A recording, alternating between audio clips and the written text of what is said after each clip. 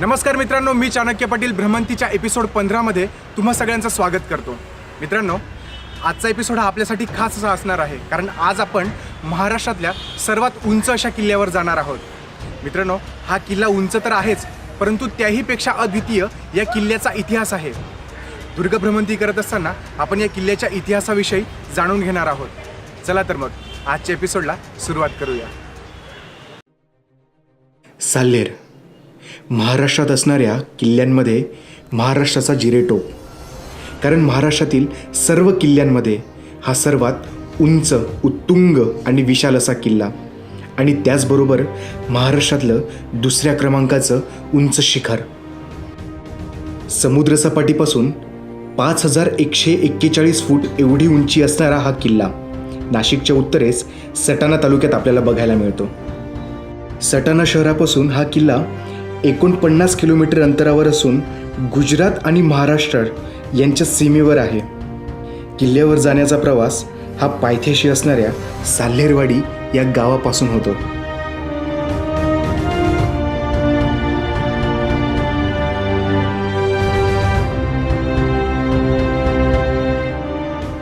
जेव्हा भगवान परशुरामाने साल्हेर किल्ल्यावर जिंकलेल्या पृथ्वीचं दान करून सर्वात उंच अशा ठिकाणी तपश्चर्या केल्यानंतर बाण मारून अरबी समुद्राचे पाणी मागे ढकलले आणि अपरांत म्हणजेच कोकण निर्माण केला, अशी आख्यायिका इथे आहे।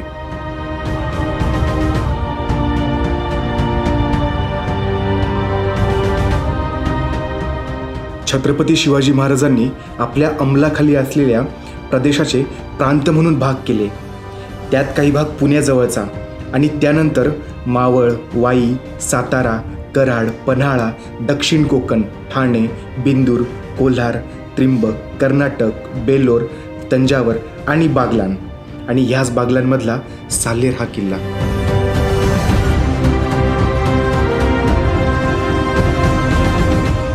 त्यापूर्वी बागलाण हा प्रांत बागुल राठोड राजांच्या अधिपत्याखाली होता। छत्रपती शिवाजी महाराजांच्या अगोदरची महाराष्ट्रातील एकमेव हिंदू राजवट होती, आणि बागुल राजांच्या अगोदर हा किल्ला गवळी राजांच्या ताब्यात होता, म्हणूनच त्याचे नाव गवळीगड असेही होते। या किल्ल्याचा उल्लेख तारीख ए फिरोजशाहीमध्ये आढळतो, तो म्हणजे इसवी सन 1340 मध्ये नामदेव राजा या किल्ल्यावर राज्य करीत होता। नामदेव राजाने हा किल्ला महेश या गवळी राजाकडून जिंकून घेतला। तसंच आईन ए अकबरी या ग्रंथातही या किल्ल्याचा उल्लेख आहे।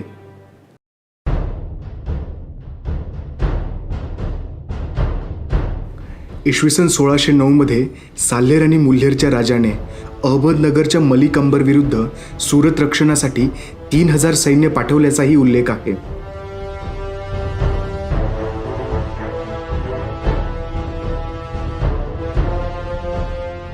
इसवी सन 1636ला औरंगजेबाची दक्षिणेचा राज्यपाल म्हणून नेमणूक करण्यात आली।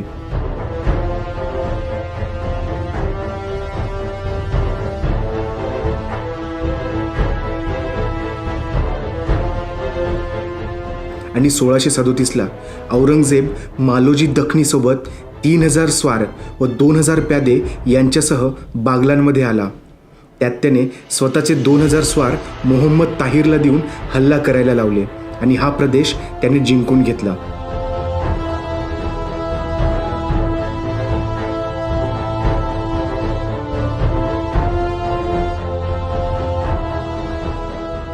त्यावेळेस त्याने मुल्हेरचे नाव बदलून औरंगगड असे केले आणि साल्हेरचे नाव बदलून सुलतानगड असे केले।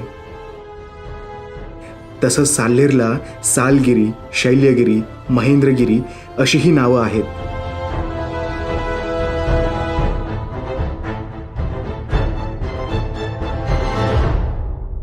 छत्रपती शिवाजी महाराजांना स्वराज्य वाढवायचे होते, त्यासाठी त्यांना हा प्रांत जिंकणे महत्त्वाचे होते। शिवाजी महाराजांनी 1663 मध्ये साल्हेर व मुल्हेर हे दोन्ही किल्ले जिंकून घेतले। त्यामुळे पहिल्या सुरत लुटीत महाराजांना या किल्ल्याची बरीच मदत झाली।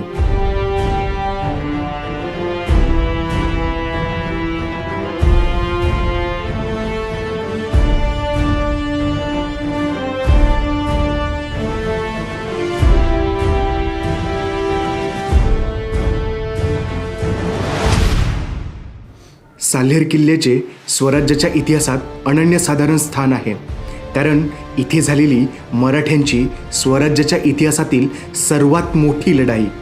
परंतु त्याबद्दल जाणून घेण्यासाठी आपल्याला मागची पार्श्वभूमी जाणून घेणे अधिक महत्त्वाचं आहे. इसवी सन 11 जून 1665ला पुरंदरचा तह झाला. या तहात शिवाजीराजांना त्यांच्याजवळचे 23 किल्ले आणि त्याखालचा 4 लाख होन उत्पन्नाचा मुलूक द्यावा लागला. त्यानंतर शिवाजीराजे आग्र्याला गेले. तिथे बादशाने त्यांना नजरकैदेत ठेवले, परंतु शिवाजीराजे तेथूनही निसटले आणि जेव्हा शिवाजीराजे 20 नोव्हेंबर 1666ला राजगडावर परतले तेव्हा त्यांच्याकडे 17 किल्ले होते. या काळात जिजाऊंनी रांगणा नावाचा किल्ला मिळवला. त्यानंतर तानाजी मालुसरे यांनी कोंढाणा घेतला. परंतु शिवाजी महाराजांनी पुढचे 3.25 वर्ष कसलेही पाऊल उचलले नाही. हा काळ त्यांनी फक्त नियोजनात घेतला आणि त्यापुढचे 8 वर्षात साल्हेर ते जिंजीपर्यंत 260 किल्ले महाराजांनी मिळवले. जणू स्वराज्याच्या पुनर्व्यवस्थेची व वृद्धीची सुरुवात ही साल्हेरने झाली. 3 डिसेंबर 1670 ते 11 जानेवारी 1671च्या दरम्यान शिवाजीराजांनी साल्हेर किल्ला पुन्हा काबीज केला. त्यावेळी किल्ल्याचा किल्लेदार फातुल्ला खान हा होता. फातुल्ला खानचे सैनिक हे सावध नसताना मावळ्यांनी दोऱ्याच्या शिड्या करून किल्ल्यात प्रवेश केला. किल्लेदार हा लढताना पडला आणि हा किल्ला त्यानंतर छत्रपती शिवाजी महाराजांना मिळाला.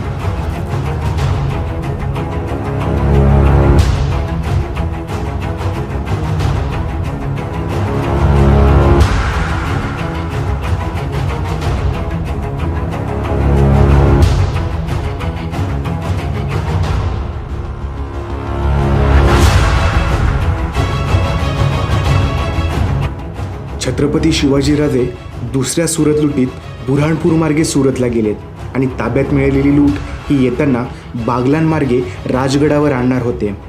येताना सुरत बारडोलीहून डांगमधल्या अहवा मार्गे साल्हेर, मुल्हेर, ताराबाद, सटाणा, कळवण, वणी, दिंडोरी, नाशिक, सिन्नर, जुन्नर आणि पुणे या मार्गाने आणणार होते.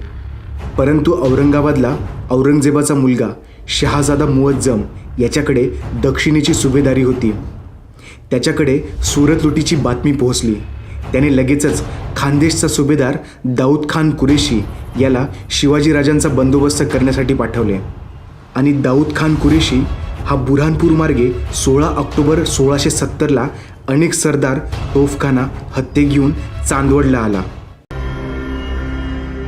हे शिवाजीराजांना समजताच त्यांनी आपला मुल्हेरचा तळ उठवला. महाराजांनी लुटीचा खजिना वणी सप्तशृंगी या मार्गाने पुढे पाठवला व काही सैन्य भाऊडबारीतून आणि शिवाजीराजे कांचनबारीतून आले. ही खिंड पार करताच त्यांच्यासमोर इखलास खान व दाऊद खान उभे होते.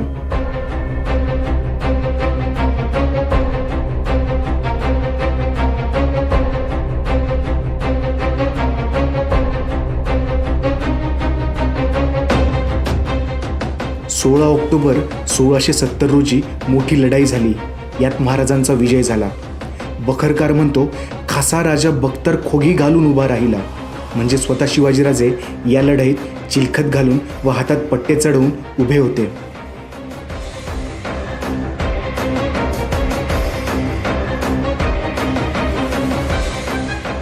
पुढे मोरोपंत पेशवे यांनी अनेक किल्ले घेतले. कळवण, रामनगर, जवाहीर हेही ताब्यात घेतले. हे सर्व बादशाला समजले की सुरत लुटली, बसनूर मारले, औरंगाबाद मारले, साल्हेरी आदी करून अनेक किल्ले घेतले. खानदेश, बागलान, वराड हेही घेतले.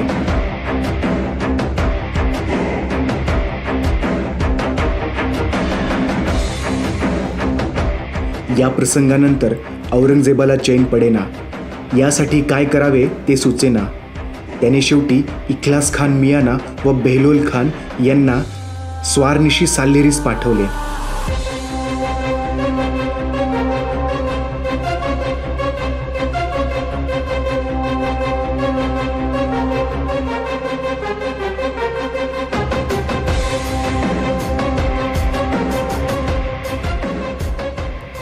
दिलेर खानही त्या दिशेने रवाना झाला, पण तो साल्हेरला न जाता कन्हेरगडाकडे आला. तेथे रामजी पांगेरा हे 700 मावळ्यांनीशी दिलेर खानासोबत लढले व त्याला पळवून लावले. 700 मावळे विरुद्ध 20,000 सैन्य असा हा लढा झाला. यात सभासद म्हणतो, 700 माणूस व रामजी पांगेरा सर्वही उघडे बोडके होऊन एकेकास 20-20, 30-30 जखमा तीराच्या बर्चीच्या लागल्या. लोक मेले, मोठे युद्ध झाले. मग दिलेर खान तोंडात अंगुली घालून एक घटका आश्चर्य केले.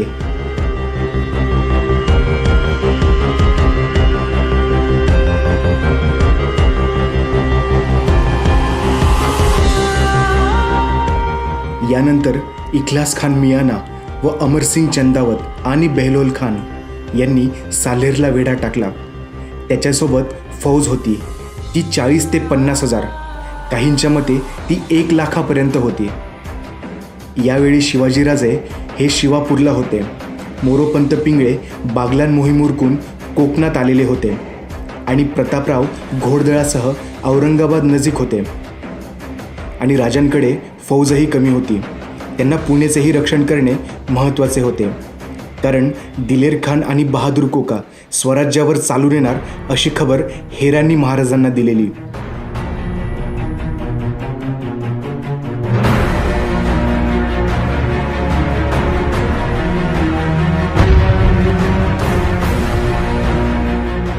यावेळी राजांनी निर्णय घेतला की प्रतापराव गुजर आणि मोरोपंत पिंगळे यांना सर्व फौजेनिशी साल्हेरीस रवाना करावे. राजांनी त्यांना आज्ञा केली की तुम्ही साल्हेर मोहीम करावी. याबद्दल राजांनी प्रतापरावांना जे पत्र पाठवले ते आजही मराठा दफ्तरात आहे. या पत्रात राजे प्रतापरावांना लिहितात, तुम्ही लष्कर घेऊन सीताबीने वर घाटे साल्हेरीस जाऊन खानावर छापा घालून बेहलोल खान मारून चालिवणे आणि कोकणातून मोरोपंत पिंगळे येतील. तुम्ही वर घाटे येणे, असे दुतर्फा चालून खान गर्दीस मिळवणे. आणि अशा प्रकारे राजांच्या आज्ञानुसार दिंडोरी नजीक प्रतापराव व मोरोपंत एकमेकास भेटले. त्यामुळे मराठी सैन्यही वाढले. या सैन्यात अनेक मराठे सरदार होते.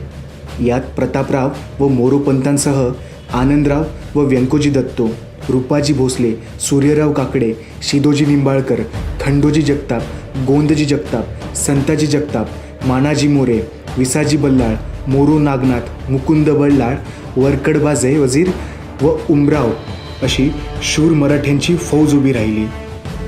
या सर्वांनी मिळून साल्हेरच्या पायथ्याशी मोठी लढाई केली. या लढाईचं वर्णन सभासद बखरमध्ये अतिशय सविस्तर केलं आहे. यात सभासद म्हणतो, एका बाजूने लष्कराने घोडेस्वार आले, एका बाजूने मावळे शिरले आणि मोठे युद्ध झाले. ते 4 प्रहर दिवस युद्ध झाले. मोगल, पठाण, राजपूत, रोहिले, तोफा, हत्ती, उंटे, अरबा घालून युद्ध झाले. सभासद म्हणतो, युद्ध होताच पृथ्वीचा असा धुराळा उडला की 3 कोस औरस चौरस आपले व परके माणूस दिसत नव्हते. हत्ती रणास आले. दोन्ही बाजूचे 10,000 हजार सैनिक मेले. घोडी, उंट, हत्ती यांची गणनाच नाही. युद्ध इतके भयंकर होते की रक्ताचे पूर वाहिले, रक्ताचे चिखल झाले. यात शिवाजी राजांना 6,000 जिवंत घोडे, 1,200 हत्ती, 6,000 उंट, मालमत्ता खजिना, जड जवाहीर, कापड अगणित बिछाई मिळाली. या युद्धात इखलास खान व बेहलोल खान यांचा पाडाव झाला आणि मराठ्यांची फतेह झाली.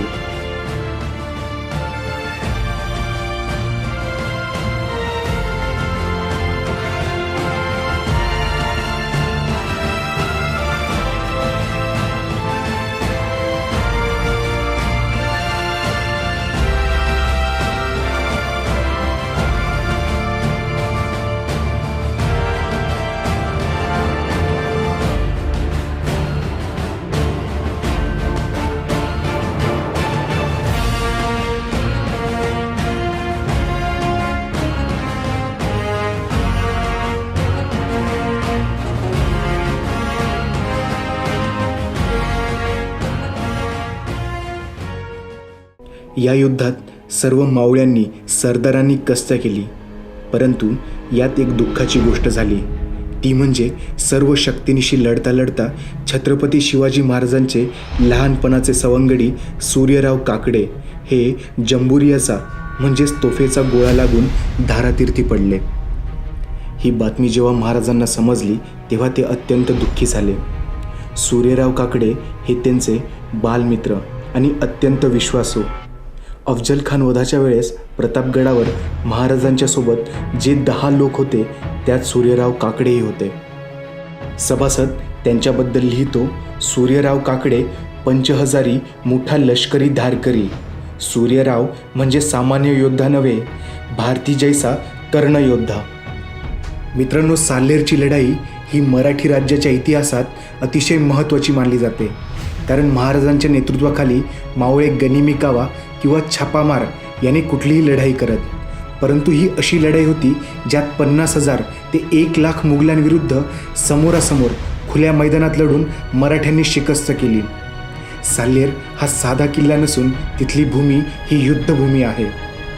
या युद्धाचा मोठा परिणाम मोगलांवर झाला. यानंतर ते छत्रपती शिवाजी महाराजांना अजिंक्य मानू लागले.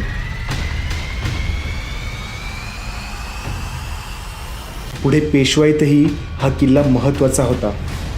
छत्रपती संभाजीराजे त्यांच्या बुधभूषण ग्रंथात शिवाजीराजांचे वर्णन करताना म्हणतात, शत्रूला असह्य असणाऱ्या इथल्या सह्य पर्वतावर असलेल्या रायरी या किल्ल्यावर बसून कर्नाटक ते बागलान आणि कृष्णा नदीपासून ते समुद्रापर्यंत राज्य करतात. रामचंद्र अमात्य कोल्हापूरच्या संभाजीराजांना शिवाजी महाराजांच्या नीतीबद्दल सांगताना दुर्ग प्रकरणात या किल्ल्याचा उल्लेख करतात.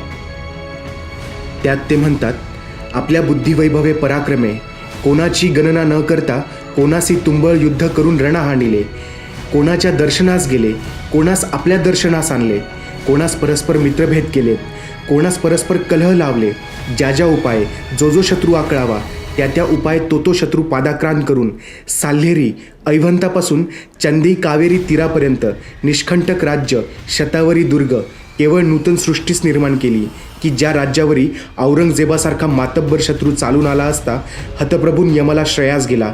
हे ते राज्य छत्रपती शिवाजी महाराजांचे.